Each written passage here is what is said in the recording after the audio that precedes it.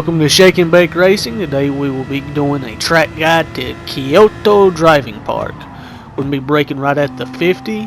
Make sure when you get it turned in that you don't accelerate too quickly or you'll go a little bit deep and run wide. You want to make sure you're staying very controlled on the throttle through the T1. Going through these S's, you want to make sure that you're hitting the apexes and making sure that you don't go too shallow or get too much curving because it'll unsettle the car, and you really want to keep as much speed as possible going down this back straight. We'll be braking right at the 75. Make sure you do the same as turn 1. You keep the throttle nice and controlled so you can exit without having to adjust. Going down the back straight down this hill, you want to make sure that you're braking in a straight line. We're going to be braking right at around the 100, maybe the 90. Get it turned in and accelerate smoothly up this hill. You can easily lose the back end if you're not being too careful. And going into this hairpin right here, what we're going to do is brake right after the curbing.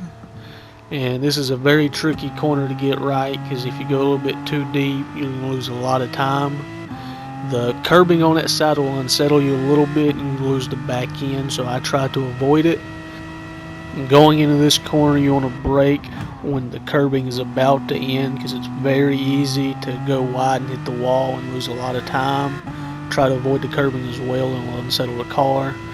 Brake around the 75 in the last corner, get it turned in, and as turn 1 you want to accelerate smoothly or you'll run wide very easily. And that's the track guide in slow motion. I'll be doing the laps a little bit quicker now, but just to give you a rough idea, I like doing them in slow motion just because it helps me to be able to go over the track smoothly and slowly first to just get an idea of what I need to do when trying to set faster times. And once you start setting faster times, you'll kind of figure out where you're quicker and slower. And one of the best things to do is try not to race the ghost. I always just like to go by delta, and what that does, that allows you to focus more on racing and picking the right lines and focusing on the throttle and the braking rather than racing a ghost, trying to always keep up with it and making mistakes. Because a lot of times if the ghost goes past you, you think, oh well, I've got to speed up, I've got to do something to make this time back up.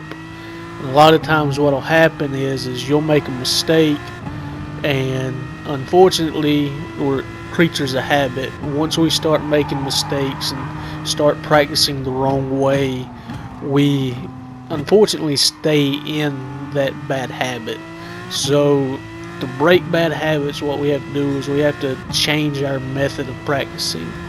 And to get faster times, what needs to happen is you really need to focus. You need to pay attention. You need to look at the deltas. You need to check the information on your times when you get done and do 5 to 10 laps and see what was faster and try to remember the lines you took. And just try to actually be a race car driver. If you want to improve your times, you're going to have to put a lot of effort into it. These people that are in esports, they spend a lot of time. I mean, they spend hours trying to perfect laps. And what they do is they do it very smartly. They're not just going about it willy-nilly. They're putting a lot of time and thinking about a lot of things and making sure that when they get on the throttle, they're not going to have to back off of it. When they get on the brakes, they're not going to have to hit the gas again just to make sure they get to the right point.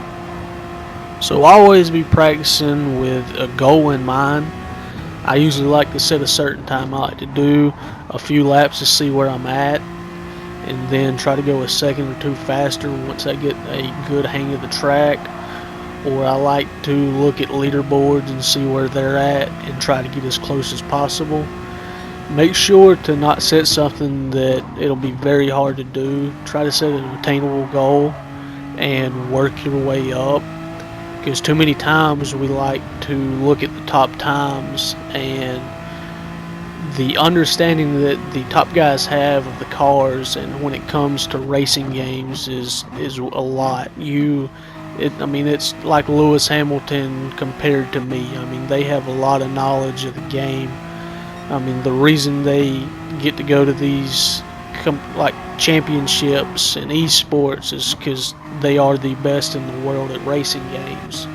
So when you see these times, try to take that with a grain of salt, that you're not as good as they are right now, but with the right practice and a lot of time put in the game and trying to understand the car better, you can get there. As I said before, we're driving at Kyoto. Absolutely love this track. The S's and just the elevation change in this course and the curves. It's a very fast track to drive. It's one reason why I got a Group 1 car right now. Absolutely love the Group 1 cars, especially in S's and stuff, because they really stick. You get a sense of how fast these people go when driving these cars. Absolutely love watching them. The amount of grip these cars have is unreal. The technology that goes into making these cars, I mean, millions of dollars of just innovation. It's absolutely mind-blowing, to be honest with you. I think they could actually improve these cars greatly if the FIA and the authorities over the actual real-world racing would not restrict cars so much and restrict what they could do. The F1 back in the 60s and 70s and 80s, when they had all these crazy designs, they really improved a lot of things. They made a lot of mistakes, but the ingenuity and just the creativity, I think, is one reason that people love cars, is all they can do.